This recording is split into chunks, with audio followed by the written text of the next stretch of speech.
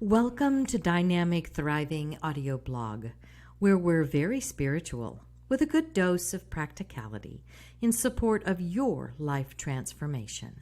This is your host, Marianne Pack, spiritual medium, oracle for the many, and joy advocate. Today's audio blog is entitled, Make More Decisions. How do we make decisions? What is the energy of the decisions we make? Can we make wrong decisions? How do I know if a decision is right for me? Making decisions can be easy. Making decisions can also be a nightmare. I wonder how many times I've labored over making a decision, wondering if I was doing the right thing, wondering how my decision would affect others around me, wondering if it would all go to hell in a handbasket. How do you make decisions? Do you write down all the pros and cons and weigh them out? Do you ask others for their opinions about your decisions you make? Do you look inward and hold board meetings with your inner source or your inner spiritual guides? Do you have a gut knowing about what decision you make? Do you feel a yes-no answer in your body or sensations that let you know which is the best decision to make for your highest good? Here's a quote that came into my inbox recently, and I wanted to share it with you. Make a decision and then make it right. There just are no wrong decisions. You could go this way or that way, and either way will eventually get you to where you want to be. But in the moment you start complimenting yourself on the decision you've made, in that moment you come back into vibrational alignment with who you really are. Abraham Hicks. Here are a few more Abraham Hicks quotes to clarify this thought pattern. Make a decision and then make the decision right. Line up your energy with it. In most cases, it really doesn't matter what you decide. Just decide. Make more decisions every day, because a decision is a summoning of life. That's why a little chaos is good for you, because often you don't make a decision until you get yourself in a jam. And then, in the middle of the jam, you make a decision, but that decision summons life force. Make a decision of what you want, give your attention there, find the feeling place of it, and you're there instantly. There's no reason for you to suffer or struggle your way through anything. Make a decision, then make it right. There are just no wrong decisions. Abraham tells us over and over to just make the friggin' decision. We're the ones who have to align our energy with it and make it right. They tell us there are no wrong decisions we can't miss. Now, we can throw a stumbling block on our path if we doubt ourselves in making the decision. By doubting or worrying about the rightness of our decision, we have split our energy. We're saying, I'm just not sure. What if I make a mistake? I'm worried it won't turn out the right way. And on we go, splitting our energy, being sure, then not sure, then being sure, then questioning, being sure, then doubting. Do you see how futile that split energy is? Don't you just hate when that happens?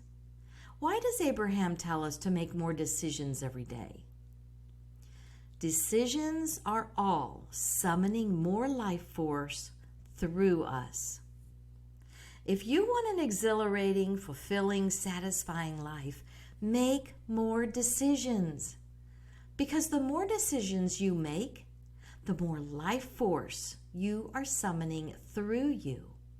Isn't that exciting? Life force brings vitality and well-being through your body, too.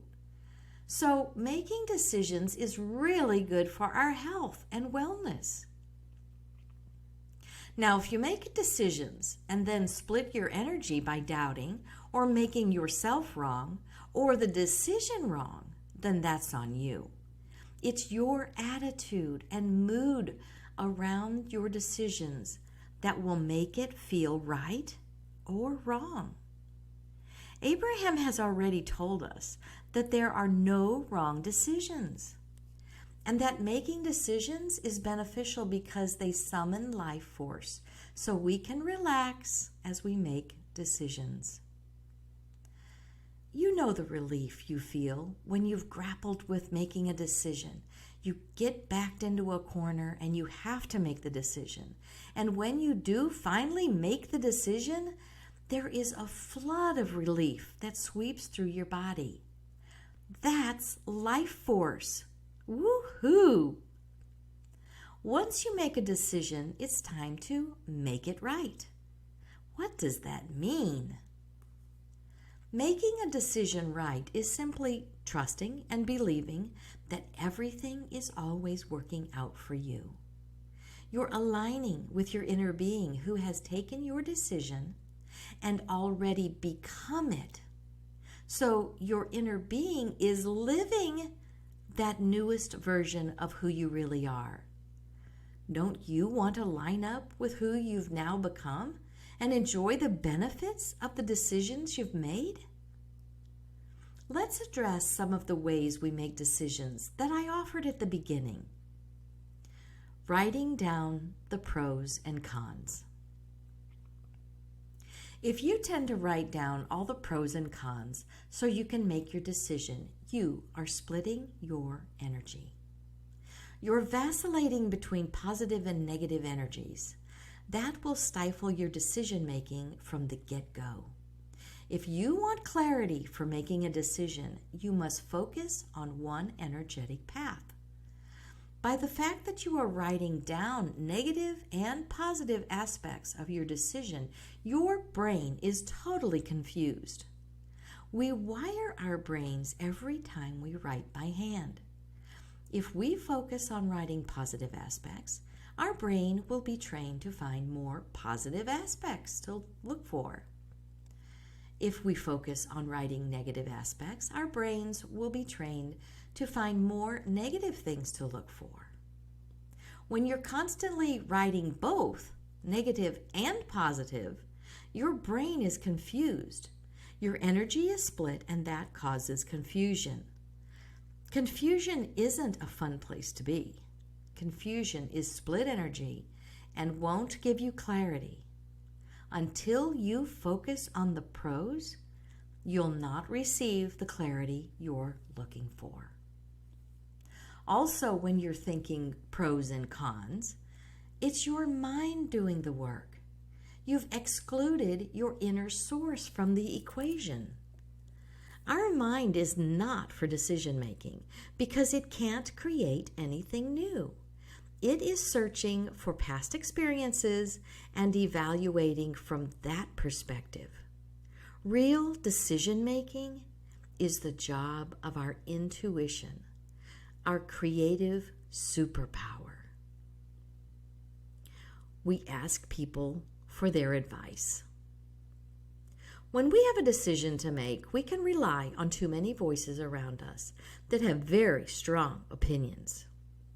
Those dear ones that we ask for advice can be helpful or harmful.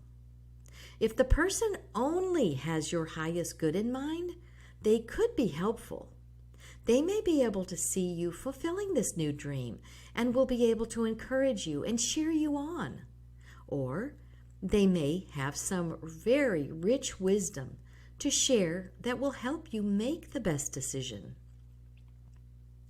But if you ask for help from someone who is in their own fear and doubt, they may be projecting that on you. Those are the naysayers. Those are the dream crushers. Yet they position themselves as just looking out for you, which translates into they're scared that you might fail or you might succeed and leave them in the dust because they don't want to grow and improve themselves. It's a tough mirror to look into when someone is doing something wonderful with their life and you are still stuck in your dead-end life of fear. So they are going to push against your desire for improvement. They always have something negative to say about everything. Drop those folks like a hot potato. We look inward and hold a board meeting with our inner source and spirit guides. Do you have a relationship with your inner source or spirit guides? If you don't, I would encourage you to do so immediately. It's the best relationship and so helpful when it comes time for making decisions. When you have a deep relationship with your inner source and or spirit guides, you have the wisdom of infinite intelligence working for you and with you. They should hold highly esteemed positions on your board of directors because they are you at the core of your being. Don't you want the whole of who you are at the conference table? If you want to know how to make amazingly satisfying decisions, get to know who you really are as an extension of source energy in the flesh. If you don't already know and understand this fact, decision making will feel laborious and exhausting. Something you want to run away from, but when you are in co-creative mode with your inner source, you will have the ability to leverage the power that creates worlds at your beck and call. Nice.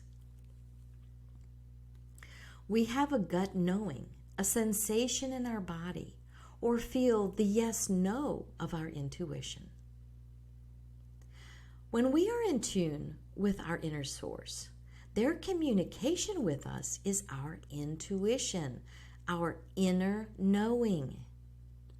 If you receive communications from your inner source by getting hits of intuition, you may experience sensations in your body, have a gut feeling that you just know, or you feel a yes-no answer. Begin paying attention to where in your body you sense that knowing. It will be of great advantage to you when it's decision-making time. You can ponder a decision and receive your intuitions, your inner knowing's wisdom. Your inner source, that's the non-physical, eternal you, is all-knowing because she, he, they are an extension of all that is. So tune into your inner source, the wisdom, the guidance as you make your decisions. This quote from Abraham clearly explains what happens when we labor and push against making decisions. When we doubt or split our energy to our detriment.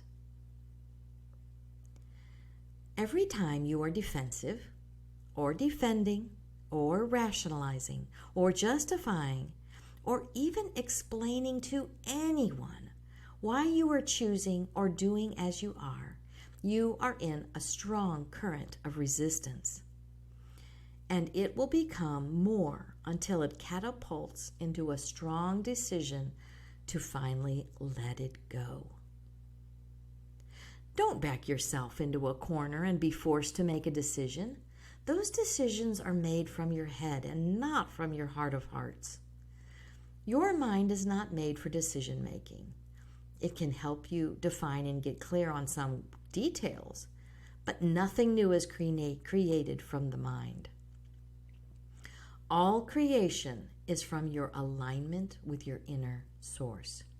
Creative forces are what powers our imagination and dreams. When you are in a daydream, you're not coming from your mind. Daydreams and imagination are inspired thoughts you are receiving from your inner source, from your divine spark. Those thoughts may feel like your mind made them up, but they came from your inner source who knows everything you want, where it is, knows where you are, and how to get you there. You want to know how I know this? Because you feel really good. That good feeling while you're daydreaming equates to alignment with your inner source.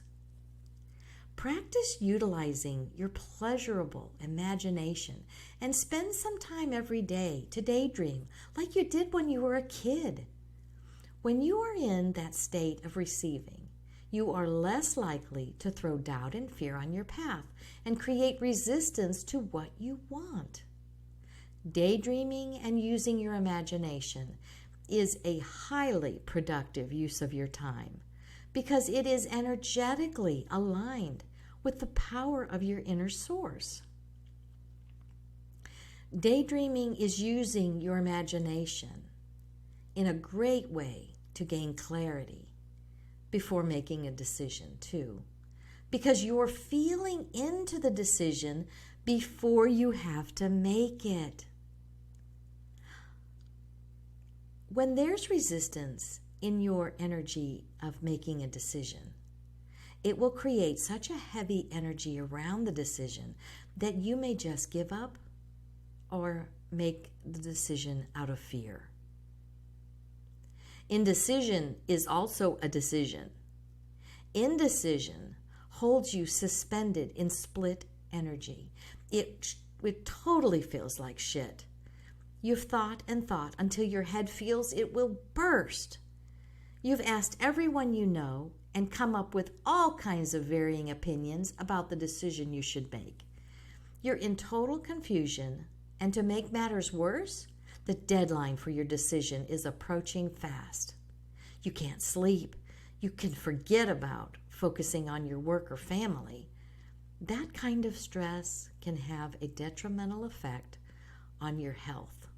I know. I lived it. It's time to let go of the struggle and begin to enjoy the flow and ease of decision making. It's time to tune in to the source within you. Forget everyone else. What does your inner source know, think, and feel about you and about the decision you are making? That's where you need to spend your energy, aligning with that all-knowing friend and board member source. I love how Abraham always reminds us that we can never get it wrong because we can never get it done. We are eternal beings of light and love and joy. So making decisions, choosing our preferences, are an eternal activity. If you think your decision making is over when you're dead, you'd better think again. Your mind, who really can't make decisions anyway, it stops, but not your spirit. Your spirit continues to choose its preferences and make decisions eternally and happily. If we want to make decisions that turn out amazing, then we have to tap into our eternal partner, our inner source, to get the inside scoop. Here are a few questions you might find helpful. What are the benefits of this decision? Who do I want to be on the other side of this decision? What will be available for me as I make this decision? What will I not be available for when I make this decision? How will this improve the lives of those around me as I make this decision? How much greater impact will I be able to make in the world when I make this decision? What decision is for my highest good? What do I prefer? What do I really love about the options? Which options feel best in my body and spirit? Is this the best timing for moving forward with this decision, project, or program? Have fun with your decision-making process and know that every time you make even the tiniest of decisions, you are summoning life force through you. If this post has resonated with you, please like, comment, and be sure and subscribe to this podcast. This really helps my work to expand and touch more lives with joy. Thanks in advance. To your life summoning decisions, this is Mary Ann Pack, your spiritual medium, oracle, and joy advocate. P.S. I have something special in the works. I'm collaborating with Dr. Divya Shepherd and the Ladies Power Lunch group on Facebook as I launch a coaching concierge consulting service. I love coaching, yet I adore highlighting and bringing together people with their perfect coach for this season of their life. I'm sure you have heard my Dynamic Thriving podcast and all the amazing transformational coaches I've been interviewing. Well, those are just a few of the coaches, intuitives, energy specialists, light workers, and shamans I will have in my coaching directory. I will be connecting you with all kinds of coaches, from business and finance to health and wellness to spiritual partnerships and family, and everything in between. And you don't have to search for a coach on your own. As a concierge, I will assist you by matching you with 2 to 3 coaching options and let you decide. No more stress, no more time, energy, and money loss. I was just thinking, I initially started this project months ago. It was one of those decisions that was right for me, but I realized my timing was off. So I simply put it on the shelf for a while, and now the timing is divine. Anywho, check out the Coaching Concierge offer on my website, maryannpack.com/coaching-concierge. It'll be in the show notes. Make it a glorious day.